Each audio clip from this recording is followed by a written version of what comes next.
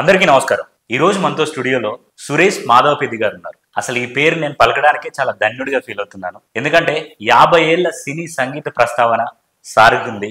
చాలా పెద్ద పెద్ద లెజెండరీ మ్యూజిక్ డైరెక్టర్స్ తో, పాటలు పాడే గాయకులతో, ఎంతో మందితో సార్ పనిచేశారు. సో సార్ మనతో ఇవాళ స్టూడియోలో ఉన్నారు. చాలా ఇంటర్వ్యూల్లో మీరు కూడా చూసే ఉంటారు. బట్ ఈ రోజు కొత్తగా మళ్ళీ మీకోసం మన ఛానల్ కి తీసుకొచ్చాం.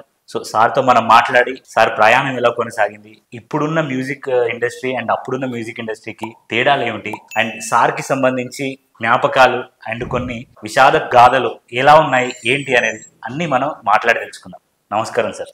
నమస్తే. Thank you so much sir ఇక్కడికి వచ్చినందుకు. ముందుగా థ్యాంక్ యూ. ఎలా ఉన్నారు సార్? Fine, very fine. 50 ఏళ్ళు పూర్తి చేసుకున్నారు. 50 ఏళ్ళు దాటినాయి ఆల్రెడీ. అవును. ఇప్పుడున్న మ్యూజిక్ ఇండస్ట్రీకి, అప్పుడున్న మ్యూజిక్ ఇండస్ట్రీకి అండ్ ఇప్పుడున్న గాయకులకి, అప్పుడున్న గాయకులకి అసలు తేడా ఏముంది సార్ మీరు గమనించి? తేడా మన తాతయ్య లాగా మన తండ్రి ఉండడు, తండ్రి లాగా మనం ఉండం, మనలాగా మన పిల్లలు ఉంటారు. సినిమా కూడా అంతే కదా. సినిమా అంటే మనుషులతో ఉండేదే కాబట్టి చేంజెస్ ఉంటాయి, డెఫినెట్లీ చేంజెస్. అది ప్రతి అంశాలలో ఉంటాయి చేంజెస్. అవును సార్. సార్ ఇప్పుడు తెనాలి నుంచి మీరు ఇక్కడికి వచ్చారు కదా సార్? తెనాలి పుట్టాను అంతవరకే సార్. తాడేపల్లిలో ఒక 4 years తాడేపల్లిలో ఉన్నాం. మా నాన్నగారు ఇంజనీర్. అప్పుడు 5th year ఎంటర్ అవుతున్నప్పుడు విజయవాడకి వచ్చి, విజయవాడలో elementary school, high school, college అంతా విజయవాడే అప్ టు 73. అక్కడి నుంచి మెడ్రాస్ వెళ్ళడం జరిగింది. అంటే 73 నుండే స్టార్ట్ చేశారు మీరు అంటే మ్యూజిక్ నేర్చుకోవడం? కానీ నేర్చుకోవడం నేను ఎవరి దగ్గర నేర్చుకోవాలి సార్. 67లో మేము ప్రోగ్రామ్స్ ఒక గ్రూప్ మొదలు పెట్టాం విజయవాడలో. ముందు హార్మోనియం ఒక 2 ఏళ్ళు, తర్వాత అకార్డియన్ ప్లేయర్ గా ఏపీలో కొన్ని వందల ప్రోగ్రామ్స్ చేసాం. 71లో మా అన్నయ్య ప్లేబ్యాక్ సింగర్ గా చెన్నై వెళ్ళారు. అప్పుడు మెడ్రాస్ టీ చలపతిరావు మా అన్నయ్యని ప్రజెంట్ చేశారు. మాధవపెద్ది రమేష్ ప్రముఖ ప్లేబ్యాక్ సింగర్. 73లో మా నాన్నగారు చనిపోవడం వల్ల చెన్నై వచ్చి ఇద్దరం కలిసి ఉందాం అనటంతో నేను అప్పటికే I was having 6 degrees. BA History, Economics, Politics, Hindi రాష్ట్ర భాష, type hire, short and higher. నాకు ఆంధ్ర బ్యాంక్ పిలిచి జాబ్ ఇచ్చారు. టెంపరీ జాబ్స్ ముందు అక్కడ, తర్వాత వాళ్ళు పర్మనెంట్ చేస్తారు. ఆ టైంలో నాన్నగారు పోవటం వల్ల మా అన్నయ్య, అప్పటికే నేను వెరీ పాపులర్ మ్యూజిషియన్ అవటం వల్ల అక్కడికి రావటం, మా అన్నయ్యని పరిచయం చేసిన టీచర్ పత్రాలు నన్ను కూడా 74 March 12th ఆయన పరిచయం చేశారు. సార్ ఇప్పుడు సాధారణంగా కళను పట్టుకొని ప్రయాణం చేసే వాళ్ళు చదువుకి కొంచెం దూరంగా ఉంటారు సార్. కానీ మీరు ఇట్లా 7 degrees ఎలా చేయగలిగారు సార్ అసలు ఆ టైంలోనే?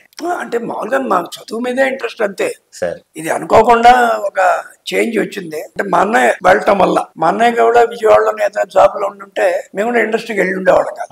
కాకపోతే మా ముందు తరం మా బాబాయ్ ఉన్నారు, గోఖలే గారు ఆర్ట్ డైరెక్టర్ గా, సత్యం గారు ప్లేబ్యాక్ సింగర్ గా ఉండటం. అంత ముందు తరం వరుసగా మా తాతగారు సినిమాల్లో కొన్ని సినిమాలు చేయటం, ఇవన్నీ మాకు పలమచోల శివరామ్ గారు అని చెప్పి మా బామ్మ గారికి మేనత్త కొడుకు, ఆయన ఒక 40-50 సినిమాలు చేయటం సౌండ్ ఇంజనీర్ గా. సో మా ఫ్యామిలీస్ నుంచి వెళ్తున్నాంతో ఒక నమ్మకం కలిగింది సార్. అప్పట్లో ఈ ఛానల్స్ ఇవన్నీ ఏం లేవు కాబట్టి నమ్మకం కుదిరింది. బట్ ఏదైనా సినిమా ఫీల్డ్ రావాలంటే మనలో కొంత విషయం ఉండాలి. అవును సార్. లేకుండా ఎవరు ఎంకరేజ్ చేయరు కదా. మాలో ఆ విషయం ఇవన్నీ భగవంతుడి కృప. అంతేగాని మాకు ఎవరి దగ్గర నేర్చుకోవాలి సంగీతం వినికిడి.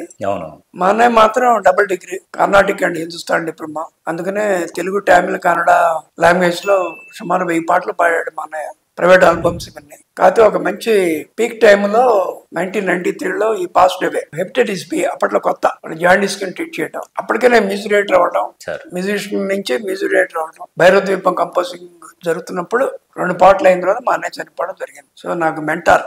అండ్ తను లేకపోతే అసలు నేను ఫీల్డ్కి వచ్చి ఉండేవాడు కాదు. నాన్నగారు పోయిన తర్వాత అన్నయ్య గారి మిమ్మల్ని ఇండస్ట్రీకి పరిచయం అంటే మేము ఇద్దరం కలిసి ప్రోగ్రామ్స్ చేసేవాళ్ళం 67 నుంచి. సో దానివల్ల మా అన్నయ్య గారి నా మీద నమ్మకం, మా ఇద్దరి మీద టీచర్ పత్రావారికి నమ్మకం. సో అక్కడ నుంచి ఎలా ఇండియాలో ఉన్న ఆల్ బెస్ట్ మ్యూజిక్ డైరెక్టర్స్ అన్ని ఆల్ లాంగ్వేజెస్ 1500 సినిమాలు కీబోర్డ్ ప్లేయర్ గా వర్క్ చేయడం, అది నాకు బేస్మెంట్. అవును సార్. అక్కడ నుంచి నా కాలేజ్ మేట్ జంజాల నన్ను పరిచయం చేయడం. ఐహా నాయక్ 1988. సో 88 నుంచి ఒక మ్యూజిక్ డైరెక్టర్ గా, ఒకవైపు సినిమాలు, ఒకవైపు ఆల్ ఇండియా రేడియో డైరెక్ట్ గా A grade ఇచ్చారు సెంట్రల్ గవర్నమెంట్. టీవీ ఛానల్స్ నాతోనే స్టార్ట్ చేశారు. ఈటీవీ 1997 నుంచి వాళ్ళకు 7 years పనిచేయటం. రామోజీరావు వారికి వరల్డ్ వైడ్ ప్రైవేట్ ఆల్బమ్స్ చాలా చేయటం, more than 4000 to 5000 shows world wide చేయడం. ఇది అలా వెళ్తుంది.